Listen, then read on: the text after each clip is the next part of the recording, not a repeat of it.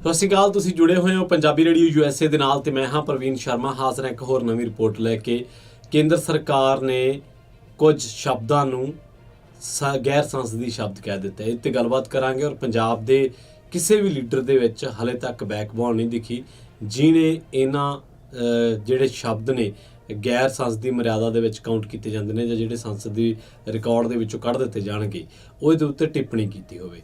3 member parliament ਨੇ, 7 ਜਿਹੜੇ ਨੇ ਉਹ ਰਾਜ ਸਭਾ ਦੇ ਮੈਂਬਰ ਨੇ, 20 ਟੋਟਲ ਸਾਡੇ ਜਿਹੜੇ ਨੁਮਾਇੰਦੇ ਆ ਉਹ ਕੇਂਦਰ ਦੀ ਲੋਕ ਸਭਾ ਤੇ ਰਾਜ ਸਭਾ ਦੇ ਵਿੱਚ ਬੈਠੇ ਆ। ਕਿਸੇ ਇੱਕ ਨੇ ਵੀ ਜਿਹੜਾ ਇਸ ਚੀਜ਼ ਤੇ ਪ੍ਰਤੀਕਿਰਿਆ ਨਹੀਂ ਦਿੱਤੀ, ਜਦ ਕਿ ਬਣਦਾ ਸੀ, ਕਿਉਂਕਿ ਐਮਰਜੈਂਸੀ ਦੇ ਵਿੱਚ ਜੇ ਕੋਈ ਬੋਲਿਆ ਤੇ ਉਹ ਸੀ ਪੰਜਾਬ ਦੇ ਵਿੱਚ। ਖਾਸ ਕਰਕੇ ਅਕਾਲੀ ਦਲ ਦੀ ਉਦੋਂ ਬੜੀ ਵੱਡੀ ਜਿਹੜੀ ਹੈ ਉਹ ਭੱਲ ਬਣੀ ਸੀ ਕਿ ਅਕਾਲੀ ਦਲ ਨੇ ਹਿੱਕ ਠੋਕ ਕੇ ਇੱਕ ਐਮਰਜੈਂਸੀ ਦਾ ਵਿਰੋਧ ਕੀਤਾ। ਪਰ ਉਸ ਤੋਂ ਬਾਅਦ ਅਕਾਲੀ ਦਲ ਰਾਜਾਂ ਦੇ ਅਧਿਕਾਰਾਂ ਤੇ ਕਿਵੇਂ ਚੁੱਪ ਰਿਹਾ ਆਪਾਂ ਦੇਖਿਆ ਸਾਰਿਆਂ ਨੇ, ਕਿਵੇਂ ਧਾਰਾ 370 ਦਾ ਅਖੰਡ ਭਾਰਤ ਦਾ ਅਕਾਲੀ ਦਲ ਨੇ ਜਿਹੜਾ ਉਹ ਸਮਰਥਨ ਕੀਤਾ। ਖੈਰ, ਹੁਣ ਜਿਹੜੇ ਸ਼ਬਦ ਬੋਲੇ ਨਹੀਂ ਜਾ ਸਕਣਗੇ ਉਹਦੇ ਵਿੱਚ ਤਾਨਾਸ਼ਾਹੀ, ਕਿ ਜਦੋਂ ਕੋਈ ਬੰਦਾ ਤਾਨਾਸ਼ਾਹ ਵਾਂਗੂ ਕਹਿ ਦੇਵੇ ਕਿ ਰਾਤ ਨੂੰ 8 ਵਜੇ ਤੋਂ ਬਾਅਦ ਪੁਰਾਣੇ ਨੋਟ ਚੱਲਣਗੇ ਨਹੀਂ ਤਾਂ ਕਿ ਉਹਨੂੰ ਤਾਨਾਸ਼ਾਹ ਨਹੀਂ ਕਿਹਾ ਜਾਊਗਾ। ਜੁਮਲਾਜੀਵੀ ਕਿਉਂ ਨਾ ਕਹੀਏ। ਤੁਸੀਂ ਖੁਦ ਇਹ ਗੱਲ ਮੰਨੀ, ਐਕਸੈਪਟ ਕੀਤਾ ਕਿ ਜੁਮਲਾਜੀਵੀ ਸ਼ਬਦ ਅਸੀਂ ਵਰਤਿਆ। ਉਹ ਜੁਮਲਾ ਸੀ ਜਿਹੜਾ 15-15 ਲੱਖ ਰੁਪਈਆ ਖਾਤਿਆਂ 'ਚ ਆਉਣ ਵਾਲਾ, 2-2 ਕਰੋੜ ਨੌਕਰੀਆਂ ਪੈਦਾ ਕਰਨ ਵਾਲਾ ਜੁਮਲਾ ਸੀ।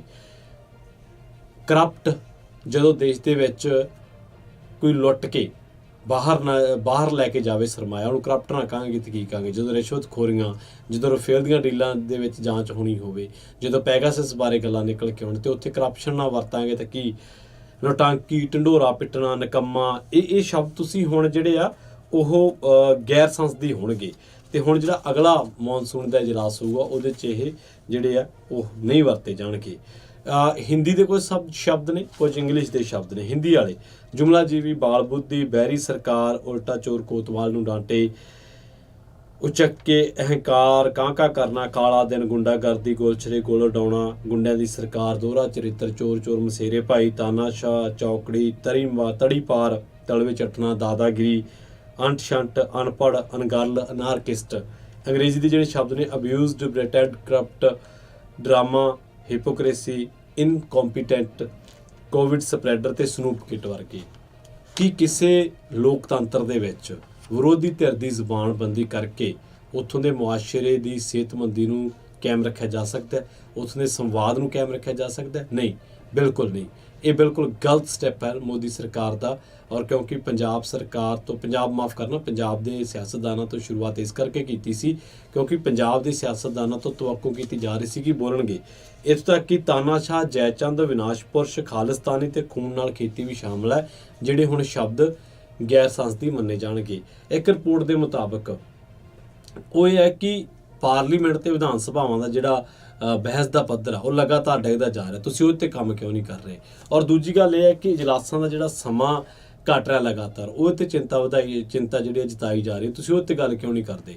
ਦੇਸ਼ ਦਾ ਪ੍ਰਧਾਨ ਮੰਤਰੀ ਅੱਜ ਜਿਹੜੇ ਲੋਕਾਂ ਨੂੰ ਮਰਿਆਦਾ ਸਿਖਾ ਰਹੇ ਆ, ਉਹ ਖੁਦ ਸੰਸਦ ਦੇ ਵਿੱਚ ਖੜ ਕੇ ਅੰਦੋਲਨ ਜੀਵੀ ਸ਼ਬਦ ਵਰਤਦੇ ਆ ਜਿਹੜੇ ਲੋਕ ਆਪਦੇ ਹੱਕ ਮੰਗਦੇ। ਕੀ ਇਹ ਜਾਇਜ਼ ਹੈ ਕਿ ਮੋਦੀ ਸਾਹਿਬ ਉਹਦੇ ਲਈ ਮਾਫੀ ਮੰਗਣਗੇ?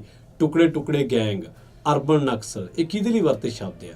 ਸੋ ਉਸ ਤੋਂ ਬਾਅਦ ਜੇ ਆਪਾਂ ਗੱਲ ਕਰੀਏ, ਹੁਣ ਜਿਹੜੀ ਹੈ ਨਾ ਗੱਲ ਅਸਲ ਦੇ ਵਿੱਚ ਸਰਕਾਰ ਜਿਹੜੀ ਹੈ ਕਾਨੂੰਨਾਂ ਜਾਂ ਮਤਿਆਂ ਉੱਪਰ ਬਹਿਸ ਕਰਨ ਤੋਂ ਜਾਂ ਉਹਨਾਂ 'ਤੇ ਕੰਸਟਰਕਟਿਵ ਪਾਲਿਸੀ ਲਿਆਉਣ ਤੋਂ ਬਚ ਰਹੀ ਹੈ। ਸਰਕਾਰ ਕੋਲੇ ਕੁਛ ਹੈ ਨਹੀਂ ਆਪਣੀ ਪਰਫਾਰਮੈਂਸ ਦੇ ਵਿੱਚ ਕਹਿਣ ਨੂੰ।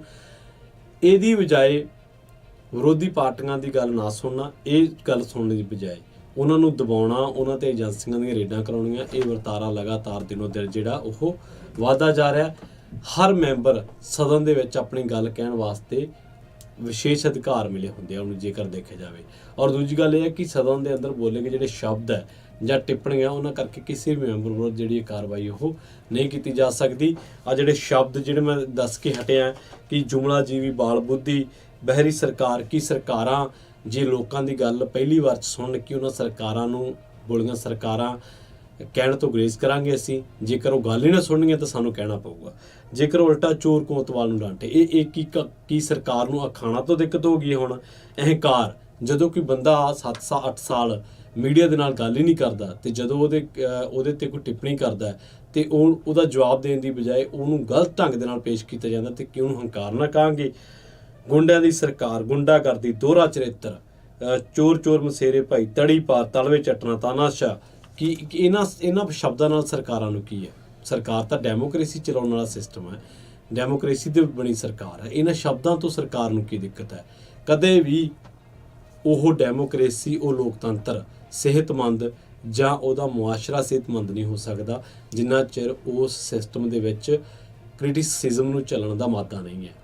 ਸਰਕਾਰਾਂ ਬੇਸ਼ੱਕ ਹੁੰਦੀਆਂ ਨੇ, ਮੈਂਡੇਟ ਲੋਕ ਦਿੰਦੇ ਨੇ, ਵੋਟਾਂ ਨਾਲ ਚੁਣਦੇ ਨੇ ਲੋਕ, ਜਿਨ੍ਹਾਂ ਕੋਲ ਮੈਂਡੇਟ ਆ ਉਹ ਬਹੁਤ ਵੱਡੀ ਗੱਲ ਹੈ, ਪਰ ਸਰਕਾਰਾਂ ਤਾਨਾਸ਼ਾਹ ਵਾਂਗ ਟਰੀਟ ਨਹੀਂ ਕਰਦੀਆਂ, ਕਦੇ ਵੀ ਨਹੀਂ ਕਰ ਸਕਦੀਆਂ। ਲੋਕਤੰਤਰ ਦੇ ਵਿੱਚ ਲੋਕਾਂ ਦੀ ਸਪੇਸ ਹੁੰਦੀ ਹੈ, ਲੋਕਤੰਤਰ ਦੇ ਵਿੱਚ ਆਪੋਜੀਸ਼ਨ ਪਾਰਟੀ ਦਾ ਰੋਲ ਹੁੰਦਾ, ਜਿਨ੍ਹਾਂ ਨੂੰ ਅਸੀਂ ਉਹਨਾਂ ਦੇ ਰੋਲ ਤੋਂ ਵੇਰਵੇ ਨਹੀਂ ਕਰਦੇ, ਪਰ ਜੇਕਰ ਅਸੀਂ ਆਹ ਸ਼ਬਦ ਕੱਢਾਂਗੇ ਤਾਂ ਉਹ ਆਪਣੇ ਰੋਲ ਤੋਂ ਵੇਰਵੇ ਹੋ ਜਾਣਗੇ। ਮੁਨਕਰ ਜਿਹੜਾ ਉਹਨਾਂ ਨੂੰ ਕਰਨ ਦੀ ਗੱਲ ਕੀਤੀ ਹੈ। ਸੋ ਇਹ ਪਹਿਲਾਂ ਤਾਂ ਸਰਕਾਰ ਇਹ ਦੱਸੇ ਕਿ ਇਹ ਜਿਹੜੇ ਸ਼ਬਦ ਆ ਉਹ ਕਿਹੜੀ ਡੈਫੀਨੇਸ਼ਨ ਤਹਿਤ ਤੇ ਕਿਸ ਮੈਥਡ ਦੇ ਤਹਿਤ ਗੈਰ ਪਾਰਲੀਮਾਨੀ ਮੰਨੇ ਗਏ ਹੈ ਤੇ ਕਿਸ ਪਰਿਭਾਸ਼ਾ ਦੇ ਤਹਿਤ ਪਾਰਲੀਮਾਨੀ ਮੰਨੇ ਗਏ ਹੈ। ਕਿੰਨੇ ਭਾਜਪਾ ਦੇ ਲੀਡਰ ਨੇ ਜਿਨ੍ਹਾਂ ਦੇ ਬਿਆਨ ਕੰਟਰੋਵਰਸ਼ੀਅਲ ਨੇ? ਕਿੰਨੇ ਲੋਕਾਂ ਨੇ, ਕਿੰਨੇ ਭਾਜਪਾ ਦੇ ਲੀਡਰਾਂ ਨੇ ਘੱਟ ਗਿਣਤੀਆਂ ਉੱਤੇ ਲੰਘੇ ਦਿਨਾਂ ਦੇ ਵਿੱਚ ਉਹ ਕਿਹੜੇ ਲੀਡਰ ਨੇ ਜਿਨ੍ਹਾਂ ਨੇ ਕਿਹਾ ਸੀਗਾ ਕਿ ਮੈਂ ਸਾਰਿਆਂ ਨੂੰ ਦੇਖ ਲੂੰਗਾ ਜਿਹੜਾ ਮੇਰਾ ਰਾਹ ਰੋਕਣਗੇ? ਉਸ ਤੋਂ ਬਾਅਦ ਲਖੀਮਪੁਰ ਖੀਰੀ ਕਿਹਨੂੰ ਭੁੱਲਿਆ? ਇਹ ਕਿਸਾਨਾਂ ਦੇ ਹਮਦਰਦ ਬਣੇ ਬੈਠੇ ਆ, ਅੱਜ ਕਿਸਾਨਾਂ ਦੀ ਗੱਲ ਕਰਨਗੇ। ਇਹਨਾਂ ਦਾ ਹੀ ਇੱਕ ਮੰਤਰੀ ਸਟੇਜ ਤੋਂ ਕਹਿੰਦਾ ਦੇਸ਼ ਕੇ ਗੱਦਾਰੋਂ ਕੋ ਗੋਲੀ ਮਾਰੋ ਡੈਸ਼ ਡੈਸ਼ ਕੋ, ਅਨੁਰਾਗ ਠਾਕੁਰ ਉਹਦਾ ਨਾਮ ਆ, ਉਹਦੇ ਤੇ ਕੋਈ ਮਰਿਆਦਾ ਨਹੀਂ ਲਾਗੂ ਹੁੰਦੀ। ਸੋ ਇੰਨੇ ਮੂੰਹ ਫੱਟ ਲੀਡਰ ਨੇ ਇਹਨਾਂ ਦੇ ਬੀਜੇਪੀ ਦੇ ਵਿੱਚ ਜਿਨ੍ਹਾਂ ਦਾ ਹੰਕਾਰ ਸਿਰ ਚੜ੍ਹ ਕੇ ਬੋਲਦਾ, ਔਰ ਕਦੇ ਵੀ ਵਿਰੋਧ ਦੀ ਭਾਸ਼ਾ ਤੋਂ ਬਿਨਾਂ ਲੋਕਤੰਤਰ ਨੂੰ, ਸਿਸਟਮ ਨੂੰ ਸਿਹਤਮੰਦ ਨਹੀਂ ਰੱਖਿਆ ਜਾ ਸਕਦਾ। ਤਾਨਾਸ਼ਾਹ ਲਫ਼ਜ਼ ਤੋਂ ਤੁਹਾਨੂੰ ਕੀ ਦਿੱਕਤ ਹੈ? ਤੁਹਾਨੂੰ ਹਿਪੋਕ੍ਰੇਸੀ ਤੋਂ ਕੀ ਦਿੱਕਤ ਹੈ? ਤੁਹਾਨੂੰ ਤੜੀ ਪਾਰ ਤੋਂ ਕੀ ਦਿੱਕਤ ਹੈ? ਇਸ ਦੇਸ਼ ਦੇ ਵਿੱਚ ਕੀ ਨਹੀਂ ਹੋਇਆ? ਇੱਕ ਲਫ਼ਜ਼ ਹੀ ਚੱਕ ਲਓ, ਜਿਹੜਾ ਮਰਜ਼ੀ ਚੱਕ ਲਓ। ਜੁਮਲਾ ਕਿ ਦੇਸ਼ ਦੇ ਵਿੱਚ ਜੁਮਲੇ ਨਹੀਂ ਦੇਖੇ ਲੋਕਾਂ ਨੇ, ਕਿ ਦੇਸ਼ ਦੇ ਵਿੱਚ ਤਾਨਾਸ਼ਾਹ ਵਾਂਗੂ ਟਰੀਟ ਹੁੰਦਾ ਨਹੀਂ ਦੇਖਿਆ, ਕਿ ਦੇਸ਼ ਦੇ ਵਿੱਚ ਜਿਹੜਾ ਤੁਸੀਂ ਕਹਿੰਦੇ ਹੋ ਕਿ ਸ਼ਬਦ ਆਹ ਇਹਨਾਂ ਤੋਂ ਸਾਨੂੰ ਇਤਰਾਜ਼ ਆ, ਗੁੰਡਾਗਰਦੀ ਨਹੀਂ ਦੇਖੀ, ਕਿ ਦੇਸ਼ ਦੇ ਵਿੱਚ ਕਾਲਾ ਦਿਨ ਨਹੀਂ ਚੜਿਆ। ਸੋ ਚੋਰ ਚੋਰ ਮਸੇਰੇ ਭਾਈ ਨਹੀਂ ਹੋਏ। ਸੋ ਇਹ ਹੈ ਕਿ ਸਰਕਾਰ ਹੁਣ ਜ਼ੁਬਾਨਬੰਦੀ ਤੇ ਉਤਰ ਆਈ ਆ। ਜਿਹੜੇ ਇਹ ਲਫ਼ਜ਼ ਨੇ ਅਸਲ ਦੇ ਵਿੱਚ ਸ਼ਬਦਾਵਲੀ ਦੀ ਵਰਤੋਂ ਗਿਆਨ ਤੇ ਸੱਭਿਅਕ ਮਾਹੌਲ ਉੱਤੇ ਤਾਂ ਨਿਰਭਰ ਕਰਦੀ ਹੈ, ਪਰ ਸਰਕਾਰ ਨੂੰ ਇਸ ਪਾਸੇ ਧਿਆਨ ਦੇਣਾ ਚਾਹੀਦਾ ਕਿ ਸਰਕਾਰ ਕਹਾਵਤਾਂ ਤੋਂ ਨਾ ਡਰੇ। ਅਸਲ ਦੇ ਵਿੱਚ ਇੱਕ ਸੱਭਿਅਕ ਵਿਰੋਧੀ ਧਿਰ ਤੋਂ ਬਿਨਾਂ ਲੋਕਤੰਤਰ ਠੋਕਤੰਤਰ ਬਣ ਜਾਂਦਾ ਹੈ ਤੇ ਡੈਮੋਕ੍ਰੇਸੀ ਡਰਾਮਾਕ੍ਰੇਸੀ ਬਣ ਜਾਂਦੀ ਹੈ। ਜੇ ਆਲੋਚਨਾਤਮਕ ਕਾਰਵਾਈ ਜਾਂ ਸਵਾਲ ਹੀ ਨਹੀਂ ਕਰਨੇ ਜਾਂ ਆਲੋਚਨਾ ਹੀ ਨਹੀਂ ਚੱਲਣੀ, ਫਿਰ ਪਾਰਲੀਮੈਂਟ ਕਿਸ ਵਾਸਤੇ ਬਣਾਈ ਹੈ? ਫਿਰ 20,000 ਕਰੋੜ ਰੁਪਇਆ ਕਾਹਤੋਂ ਲਾਇਆ? ਫਿਰ ਦਿਖਾਵਾ ਕਿਉਂ? ਜੇ ਤੁਸੀਂ ਕਹਿੰਦੇ ਹੋ ਕਿ ਵਿਰੋਧੀ ਧਿਰ ਹੋਵੇ ਹੀ ਨਾ, ਤਾਂ ਫਿਰ ਉਹ ਬੋਲੇ। ਜੇ ਹੋਵੇ, ਪਹਿਲੀ ਗੱਲ ਤਾਂ ਤੁਸੀਂ ਕਹਿੰਦੇ ਹੋ ਕਿ ਹੋਵੇ ਨਾ, ਜੇ ਹੋਵੇ ਤਾਂ ਜਿਹੜਾ ਤੁਸੀਂ ਚਾਹੁੰਦੇ ਉਹ ਉਹੀ ਬੋਲੇ, ਫਿਰ ਉਹ ਵਿਰੋਧੀ ਧਿਰ ਕਾਹਦੀ ਹੋਈ? ਫਿਰ ਉਹ ਵਿਰੋਧੀ ਧਿਰ ਤੇ ਤੁਹਾਡੇ ਸ਼ਾਮ ਦੇ ਜਿਹੜੇ ਚੈਨਲਾਂ ਤੇ ਐਂਕਰ ਬਹਿੰਦੇ ਆ ਉਹਨਾਂ 'ਚ ਫਰਕ ਕੀ ਹੋਇਆ?